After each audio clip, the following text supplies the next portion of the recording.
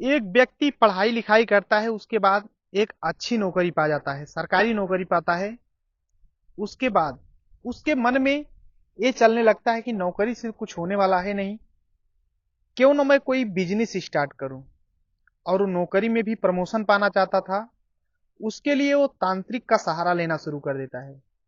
अलग अलग तांत्रिक से वो अपना भविष्य निकलवाता था, और बिजनेस में कैसे ग्रो करें, कैसे बिजनेस स्टार्ट करें, कैसे प्रमोशन में उन्नति हो, उसके लिए वो तांत्रिक के पास जाता था और तांत्रिक का सहारा लेता था। अलग अलग तांत्रिक अलग अलग उसे उपाय बताते थे। उसके बाद एक चौंकाने वाला कांड होता है, जिसको सुनने के बाद आप भी सोचने पे मजबूर हो जाएंगे। एक व्यक्ति इस दुनिया को हमेशा के लिए छोड़कर चला जाता है। क्या है पूरी कहानी बताऊंगा, बस लास्ट तक बने रहो और देखते रहो। नमस्कार दोस्तों, मैं विजय शंकर पाल। इस वीडियो को लाइक करना, चैनल सब्सक्राइब करना। रोजाना शाम को 7 बजे हमारी एक नई वीडियो आती है, तो चैनल को सब्सक्राइब करके बेल आइकन को जरूर दबा लेना।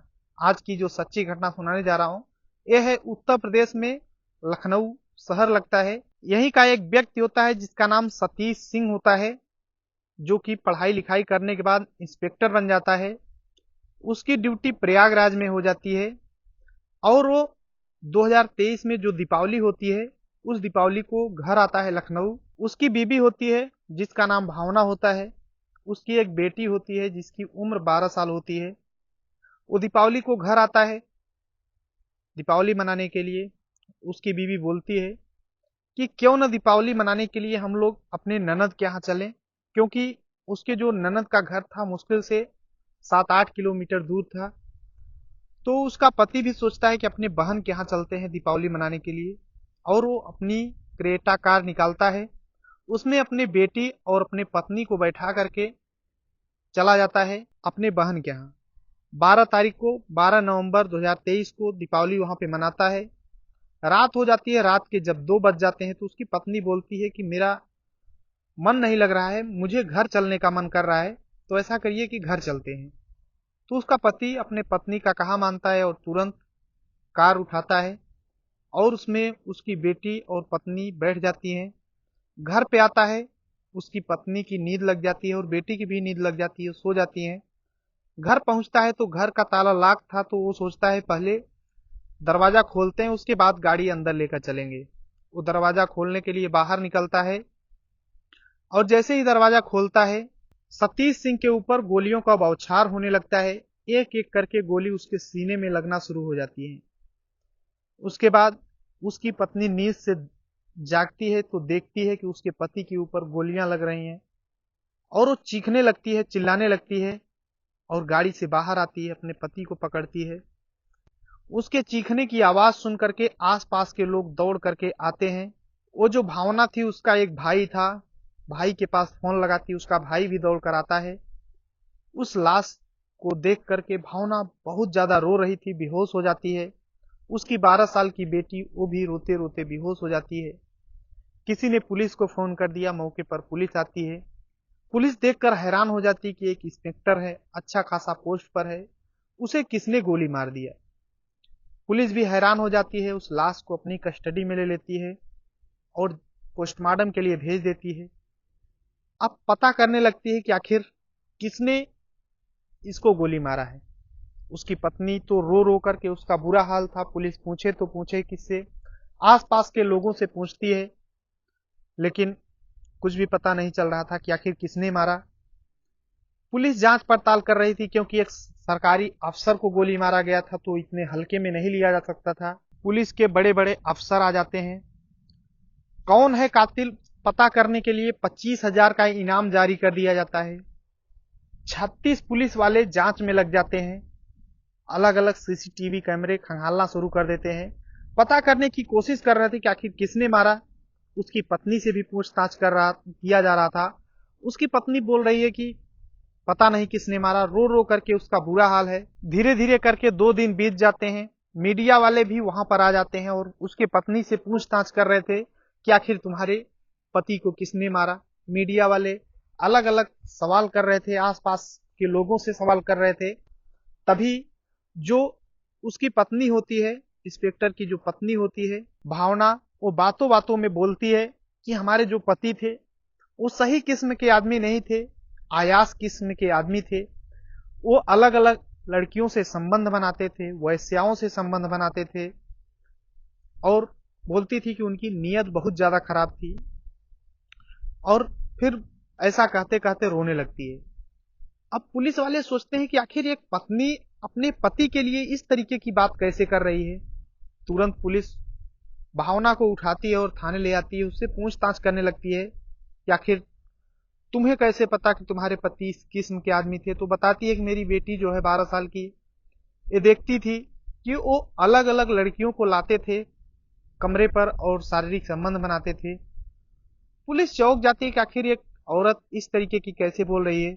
अब पुलिस का जो शक था इसी औरत पर आ जाता है कि हो सकता है कि भावना ने ही कुछ ऐसा किया हो, और बिना सबूत के उसकी पत्नी के ऊपर इल्जाम लगाना भी पुलिस को अच्छा नहीं लग रहा था। फिर पुलिस जांच पड़ताल करती है, सीसीटीवी कैमरे खंगालती है।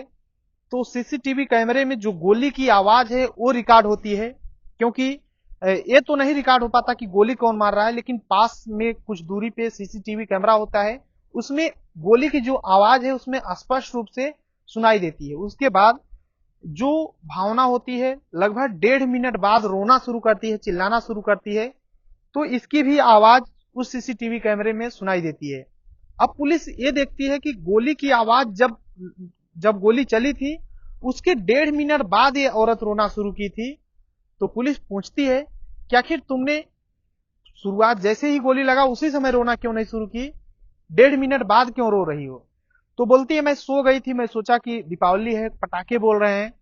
लेकिन पुलिस अलग अलग एंगल से पूछती है, ऐसे फंसाती है कि वो टूट जाती है। टूटने के बाद एक कहानी सुनाती है, जिसे सुनने के बाद आप भी सोचने पे मजबूर हो जाएंगे कि इस दुनिया में इस तरीके के भी लोग होते हैं। वो बताती है कि मेरा जो पति है वो लालची किस्म का आदमी था।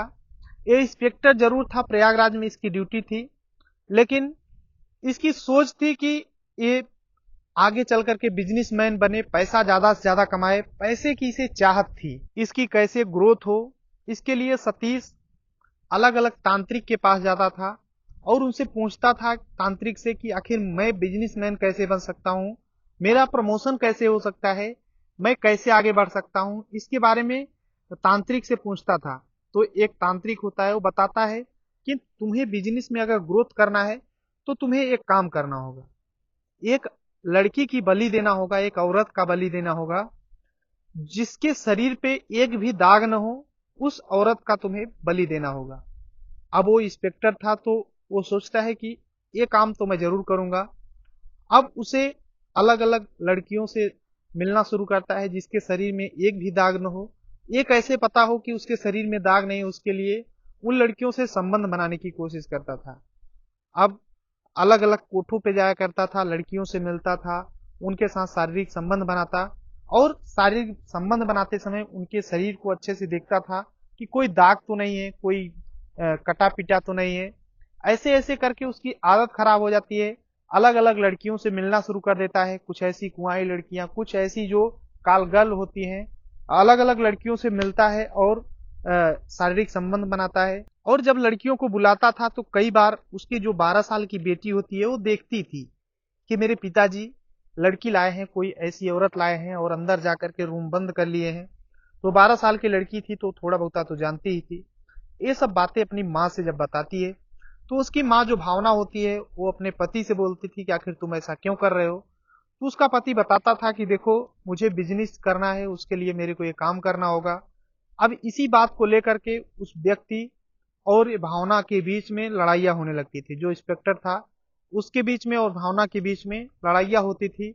अक्सर करके छोटी छोटी बातों को लेकर के तुरंत झगड़े होते थे, और सतीश अपने पत्नी को मारा पीटा करता था, बहुत ज्यादा प्रताड़ित करता था। अब जब ऐसी बातें होती थी तो भावना जो है अपने भाई देवेंद्र से सारी बातें बताती है कि हमारे पति मुझे बहुत ज्यादा मारते पीटते हैं और अलग अलग लड़कियों से संबंध बनाते हैं। तो देवेंद्र जब अपनी बहन की बातें सुनता है तो गुस्से से लाल हो जाता है। देवेंद्र तैयारी कर रहा था, पढ़ाई कर रहा था, तो अपने जो जीजा जी हैं उनको समझाता है फोन करके कि आप ऐसा न करिए, हमारी बहन को मारना मत। लेकिन वो देवेंद्र को भी गाली देने लगता है। तो ये सब सुन करके जो भावना होती है और देवेंद्र दोनों प्लानिंग बनाते हैं बोलते हैं अब इसे रास्ते से हटाना होगा, नहीं तो जो मेरी 12 साल की बेटी है ये भी बर्बाद हो जाएगी, इसकी जिंदगी बर्बाद हो जाएगी। ये अपने जिंदगी में यही सब देखेगी, अपने पिता की करतूत, तो ये अपने जिंदगी में कैसे आगे बढ़ पाएगी। इसके लिए ये लोग प्लानिंग बनाते हैं कि जो सतीश है इसे रास्ते से हटाना है। जो देवेंद्र है कानपुर जाता है, वहां से कुछ असलहे खरीदता है, बंदूक खरीदता है, कट्टा खरीदता है और उसका प्रैक्टिस करना शुरू कर देता है। और अपने जीजा सतीश के पास आता था, उसकी कार में बैठता था और धीरे धीरे करके वहां जीपीएस लगा देता है उसी कार में, ताकि पता चलता रहे इसका लोकेशन कहाँ जा रहा है। और दीपावली के दिन जो देवेंद्र है, इसकी बहन अपने पति को बोलती है कि चलिए दीदी के यहाँ चलते हैं, तो वहां पे चले जाते हैं और रात को 2 बजे ये प्लानिंग के तहत वापस लाती है। उधर देवेंद्र आता है, एक ऐसा कपड़ा पहना था जिससे मुंह ढका रहे और मास्क लगा करके साइकिल से आता है, साइकिल को खड़ी कर देता है और सतीश गाड़ी से बाहर निकलता है। वैसे ही देवेंद्र गोलियों का बौछार करता है और मारने के बाद वहां से फौरन निकल जाता है, साइकिल उठाता है, चला जाता है। पुलिस जब देवेंद्र का नाम सुनती है तो तुरंत देवेंद्र को भी गिरफ्तार करती है और दोनों के खिलाफ मुकदमा दर्ज करती है और जो भी सबूत हैं वो जुटाने का प्रयास कर रही है। उसके बाद उन्हें कोर्ट में पेश किया जाएगा। इन्होंने जो भी कानून को हाथ में लिया वाकई में गलत किया है, इन्हें तो सजा मिलेगी ही मिलेगी। बाकी एक व्यक्ति जो कि इंस्पेक्टर है, अच्छी खासी नौकरी करता है, वो भी इस तरीके के लाइन में जाता है तो समाज पे वाकई में बुरा इफेक्ट पड़ता है। ऐसे लोग समाज की सेवा भी क्या करेंगे। बाकी आप पूरी घटना में क्या कहना चाहते हैं कमेंट बॉक्स में जरूर कमेंट करना। बाकी इस पूरी घटना को सुनाने का उद्देश्य किसी को परेशान करना है, दुख पहुंचाना नहीं है, बल्कि आप सभी को जागरूक करना है। जहां भी रहें अपना और अपनों का ख्याल रखें। तब तक के लिए जय हिंद, वंदे मातरम।